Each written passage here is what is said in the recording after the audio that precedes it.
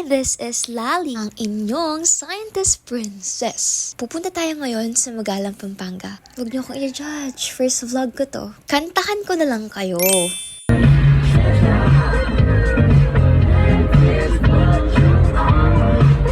Aba, syempre, hindi mawawala ang kalokohan. Kinain nila na para bang ang tamis-tamis ng kamyas. Naging kwento tuloy ang pagmumukha ko dyan.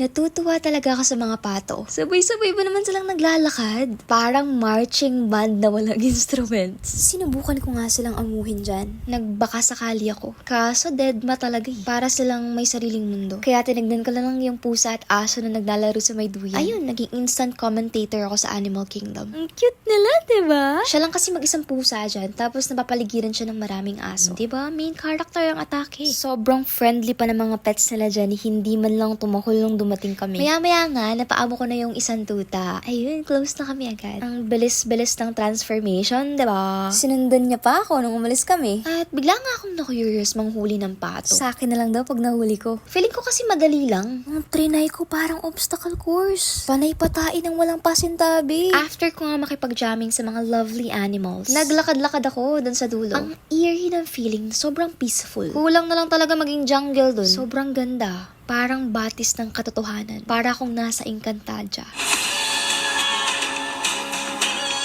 Maya-maya nga, tinawag na ako. Need nang pumunta sa fishing pond at mangisda. Kinausap din pala ako dyan. May multo daw dun, kaya walang taong pumupunta. Kasi yung mga bahay pala dun, puro haunted. Pero chill lang ako kasi Jesus reigns over anything. God bless you. Hanggang sa muli.